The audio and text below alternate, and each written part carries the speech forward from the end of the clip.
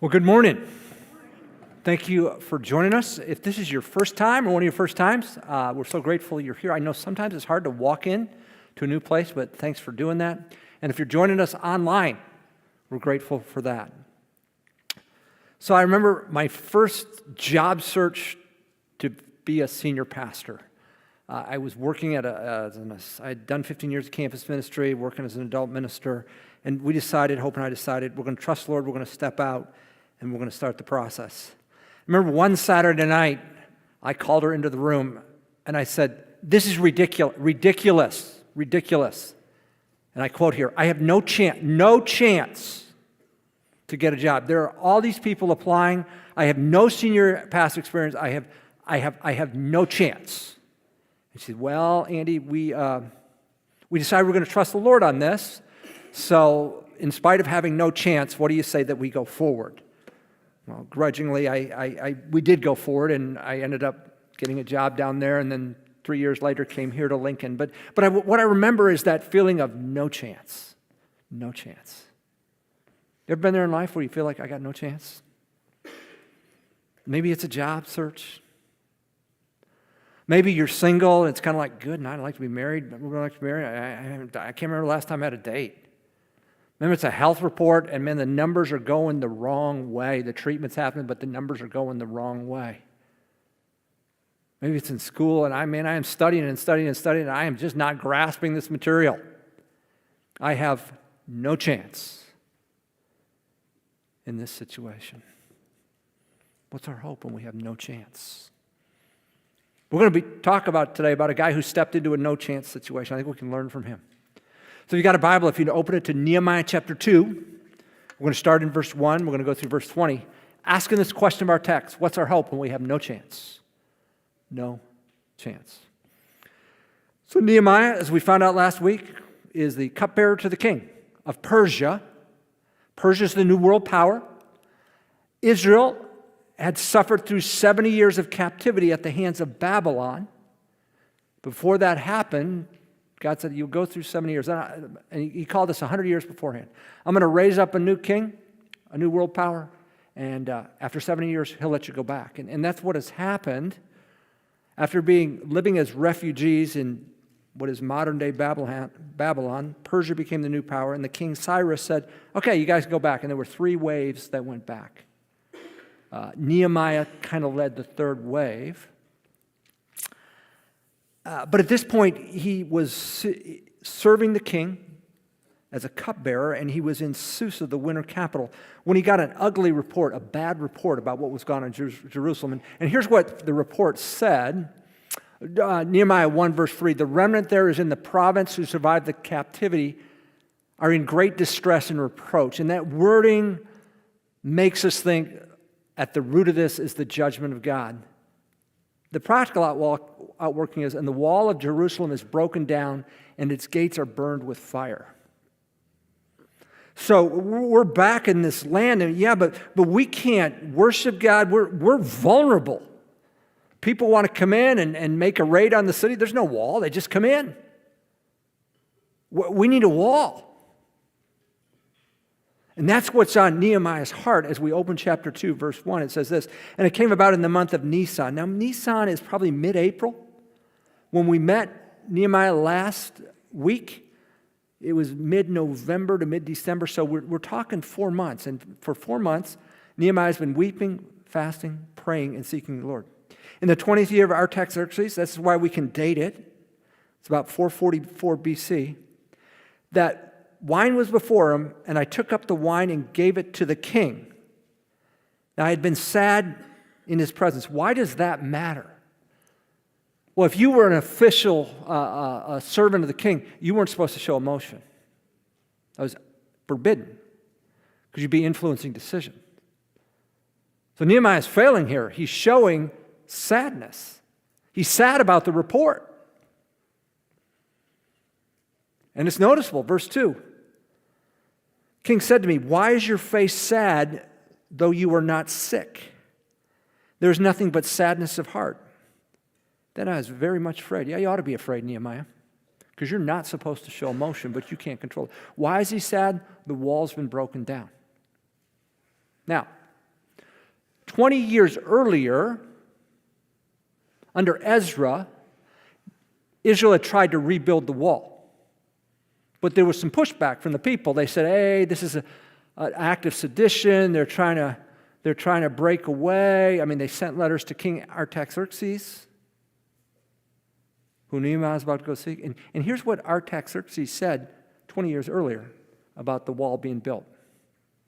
A decree has been issued by me, that's King Artaxerxes, and a search has been made, and it has been discovered that that city, being Jerusalem, has risen up against kings in the past, that rebellion and revolt have been perpetrated in it, that mighty kings, probably talking about David and Solomon, among others here, have ruled over Jerusalem, governing all the provinces beyond the river, and that tribute, custom, and toll were paid to them. So they ruled and they demanded from the people that were subject to them. So here's what I'm doing, Artaxerxes. Now issue a decree to make these men stop work, that this city may not be rebuilt until a decree is issued by me. Beware of being negligent in carrying out this matter. Why should damage increase to the detriment of the kings? The work needs to stop. 20 years earlier, that's what King Artaxerxes said. Kind of rebuild the city, rebuild the wall. This needs to stop. And it's not going to start again until I say so. You see Nehemiah's dilemma? He wants to go and, hey, Mr. King, what you said no to 20 years ago, can we kickstart that? He might be a little bit afraid about that. That's where he stands. Verse 3. I said to the king, let the king live forever. Nehemiah is being very deferential. Why should my face not be sad when the city, the place of my father's tombs, lies desolate and its gates have been consumed by fire? Nehemiah makes it personal. This is my city. It's my roots here. It's been destroyed. Then the king said, what would you request? Nehemiah says, so I prayed to the God of heaven. I'll bet you did. Because you're about to request something to which he said no 20 years ago. That's pretty bold. Verse 5. I said to the king, if it please the king, again, deferential. King, you've got authority here. And if your servant has found favor before you, send me to Judah, to the city of my father's tombs. Why? That I may rebuild it. King, I'm going to need a leave of absence here. Could you send me to rebuild that city? Verse 6, with the queen beside him, it makes it an official ruling. Then the king said to me, the queen sitting beside him, how long will your journey be? And when will you return? So it pleased the king to send me, and I gave him a definite time. So I'm going to go for a certain amount of period. But what I want you to catch here is Artaxerxes sends Nehemiah to rebuild the city. But 20 years ago, he said no. That's a pretty bold ask, but Nehemiah isn't through asking bold stuff. Ready? Verse 7. And I said to the king, if it please the king, let letters be given me for the governors of the provinces beyond the river, that they may allow me to pass through until I come to Judah. Hey, I'm going to run into some opposition here. So could you give me some official documents and put some stamps on it and stuff, so when they give me grief, I can say, hey, look, the king said I can go. So just not enough to go. King, I need some paperwork. He's going to ask for see that the king's going to send an entourage too. We'll see that. But Nehemiah still isn't through asking. Got one more ask. Here we go. Verse 8. And a letter to Asaph, the keeper of the king's forest, that he may give me timber to make beams for the gates of the fortress, which is beside the temple, for the wall of the city, for the house to which I will go. So not only do I want papers, but to give me permission, but I want you to give me authority to get the wood I need from your forest to build this thing. So King, I'm going to ask you to foot the bill on this Hummer because we're going to need some wood and we don't have it. We don't have an account at Lowe's. So can you put the wood forward? I mean, it'll come on your account. And get this, and the king granted them to me because the hand of God, of my God, was on me. Did you catch that? 20 years ago, it was no go, no way. You guys have a history of rebellion. It's a sedition act. It's not happening. Nehemiah rolls up, hey, would you give me permission? Would you give me papers so I could go in case I get any grief? And oh, would you give me lumber to do it? You got an explanation for that? It's a big change. The king, all powerful, changed his mind.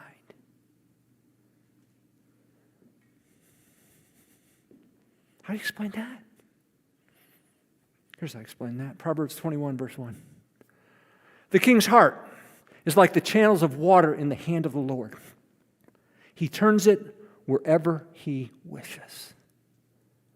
God said it's time. We're going to get the wall rebuilt. Now, why didn't that happen 20 years earlier, and why has it happened under Nehemiah? Yeah, I don't know about that. But this king who was before dead set against it, all of a sudden changed his mind. Yeah, here's some paperwork, and here's some lumber to rebuild the wall. God rules the rulers of our world. Why does that matter?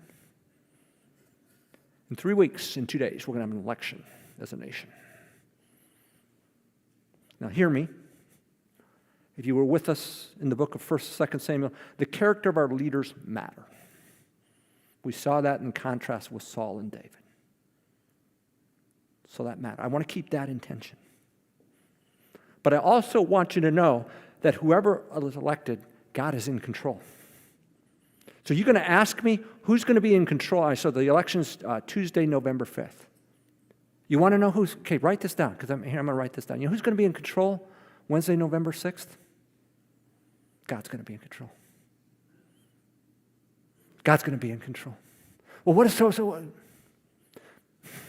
But Andy, what if Kamala Harris wins? So here's what I'm going to do. I'm going to put her name in that. Kamala Harris' heart is like the channels of water in the hand of the Lord. He turns it wherever he wishes. Oh, but whoa. What if Donald Trump wins? What then? Donald Trump's heart is like the channels of water in the hand of the Lord. He turns it wherever he wishes.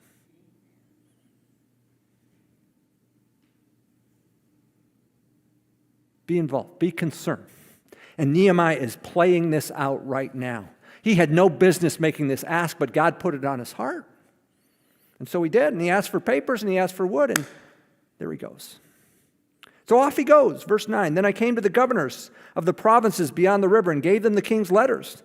Now the king has sent with me officers of the army and horsemen. So not only does he have letters, but he has an entourage. When Sanballat the Hornet and Tobiah the Ammonite official heard about it, they threw a party and welcomed me. No. That's not what it says. It was very displeasing to them that someone had come to seek the welfare of the sons of Israel. But wait a minute. Nehemiah's on mission. He's got God. He's got stuff. And listen. You do the will of God, you're going to have opposition. You're going to have people who are opposed. Sanballat and Tobias, we're going to hear about them all the way through the book of Nehemiah. We'll get to chapter 13, it's the last chapter. We'll hear about them all the way through. They ain't giving up the ghost early. Sanballat, the Hornite, that's a connection to Samaria. When you get to the Gospels, Samaritans and Jews will still be having their issues. Tobiah the Ammonite, some of Israel's first enemies when they entered the Promised Land, they're on the scene opposing the will of God. You want to do the will of God? You got God behind you? Great. We got God behind you? Great. But expect opposition. Expect opposition. So, I came to, verse 11, Nehemiah says, I came to Jerusalem and was there 3 days. And I arose in the night, and I and a few men with me. I did not tell anyone what my God was putting into my mind to do for Jerusalem. And there was no animal with me except the animal on which I was riding. I think this speaks to the secret nature of the mission. This is going to be unsettling. There's opposition's already there. People are displeased. And Nehemiah's going to keep it on the down low as long as he can. So I got one animal. And he wants to see the inspection of the wall. What is going on? So I went out at the gate at night, by the valley gate in the direction of the dragon's well and onto the refuse gate, inspecting the walls of Jerusalem, which were broken down and its gates were consumed by fire. Fire from what? When Babylon ransacked the place 70 plus years ago. It's still a mess. Then I passed on to the fountain gate, to the king's pool, but there was no place for my mount to pass. That's how bad it is. Then I entered the valley gate and returned. The officials did not know where I had gone or what I had done, nor had I as yet told the Jews, the priests, and the nobles, the officials, or the rest who did the work. But Nehemiah knows he's not going to be able to do this on his own. He's going to have to incorporate some people. But before he lays out what's going on, he wants to get an assessment of where things are. So here we go, verse 17 and 18. Then I said to them, you see the bad situation we're in? That Jerusalem is desolate and its gates burned by fire? Come, let us rebuild the wall of Jerusalem so that we will no longer be a reproach. We can't have people coming in. Let's rebuild the wall. I told them how the hand of God had been favorable to me, and also that the king's words which he had spoken to me. Then they said, let us arise and build. So they put their hands to good work. Nehemiah said, look, God's with me. This king who 20 years ago said, not happening, has changed his mind. He's giving me letters. He's giving me lumber. This is a God thing. Let's go forward. If there's a God thing, it's going to happen, right? No problems, right? No resistance. Verse 19 and 20. But when Sanballat the Hornite and Tobiah the Ammonite official and Geshem the Arab, so now we're getting more opposition involved, heard it, they mocked us and despised us. You ever been mocked and despised for doing the will of God? How far does it go back? It goes far back as far as Nehemiah. Why? Because we live in a world, it's a system designed to exclude God. So you come wanting to do God's will, represent God. No, they're not going to throw parties for you. You will face opposition for doing that. They ask, what is this thing you're doing? Are you rebelling against the king? No, he's not rebelling against the king. He's got the king's approval. But people will lie and they will twist things. He's rebelling against the king. No, he's actually got the king's approval. He's got letters. You want to serve God? People will misrepresent your intentions. How far does that go back? It goes back at least as far as Nehemiah. Here's what Nehemiah says. So I answered them and said to them, the God of heaven will give us success. Therefore, we, his servants, will arise and build, but you have no portion, right or memorial, in Jerusalem. Nehemiah's hope in the face of opposition, God will give us success. I believe God called us. And you who oppose God, you have no part, you have no portion in this.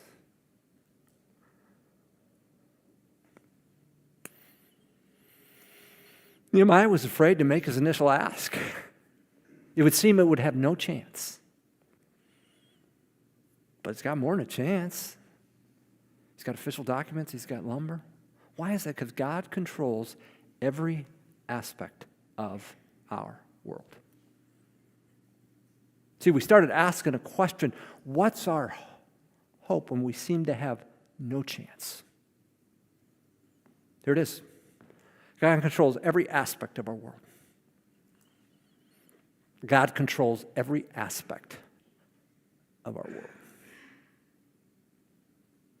So let me revisit that Saturday night when I told Hope, have no chance. A little bit of the backstory. probably a year earlier, we were in Chile. We had been missionaries, and I had applied for jobs, senior pastor jobs. And then our home church said, why don't you come work as an adult ministries pastor? So I did. But I got letters back from several of those churches saying no. So here we are a year later, and I had gone down to the seminary. And in those days, man, this is pre-internet, so you say, I want to send a letter to that church, that church, that church, that church. I realized one of those churches that I sent a letter to, they had told me no 9 months earlier.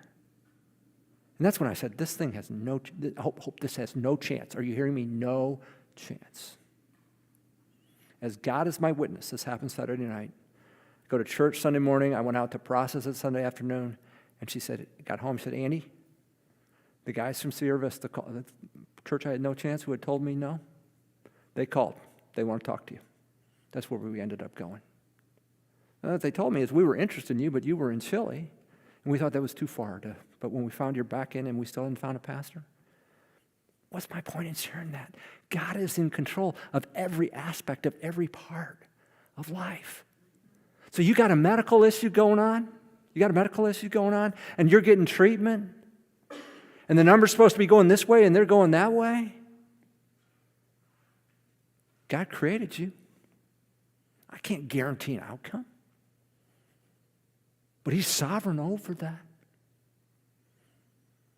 Again, you've been single longer than you wanted, and you've been on Tinder, and you've been, I don't know what you've been on. You've been on all this stuff, and nothing's working. God's sovereign over your life and the lives of whoever those women or men may be. You've been looking for a job. I mean, you're ready to step up, and man, nothing is. I mean, yeah, it's supposed to be a good economy, but you're not having it no more covered.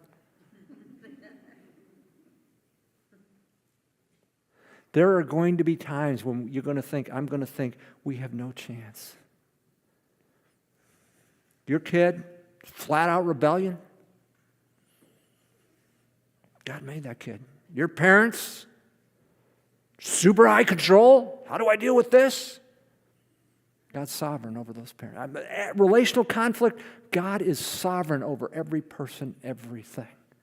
So we are people who are people of hope because God controls every aspect of our world. You've been around me, you know I'm a sports junkie. The most dramatic game I've ever witnessed was the 1980 Olympic hockey game. It was the semifinals between the United States and Russia. The U.S. had made it farther than most thought. We were a bunch of amateurs. Russia basically was professionals. They had them in their army. And a year earlier, they had beaten the National Hockey League All-Stars. That's our professional team. They'd beaten them. So it's kind of like, what chance? What chance do we have? And I remember it was a Saturday morning. I was a sophomore in college. I had come in from studying, and all 3 TV rooms were packed. And I'd forgotten about this game, and so what's everybody watching? I go in, and the game's on. And it's the third period. There's 3 periods in hockey, and we're ahead. The U.S. had 4-3. And you know how it goes. They get going, and then they'll have a break, and they go to commercial. And I mean, I'm just stressed. My heart's going through it. And finally, I said to a guy next to me, I said, man, wouldn't it be great if we could win?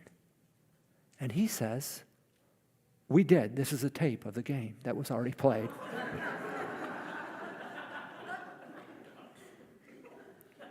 So I was able to relax the rest of the game and enjoy it, no matter how close.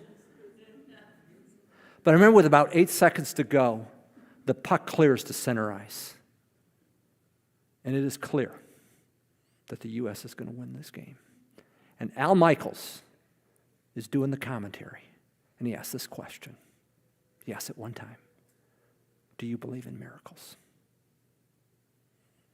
As a Christian, yeah, I do. I do, Al. Because I believe God controls every aspect of life. So when we're people of no chance, let's remember the God of Nehemiah, who found favor with the king, Artaxerxes. Friends, we've found favor with another king. His name is Jesus. And as much authority as Artaxerxes seemed to have, Jesus has infinitely more. If Nehemiah could have hope because he had the favor of King Artaxerxes, how much more with the favor of King Jesus? He controls every aspect of our world.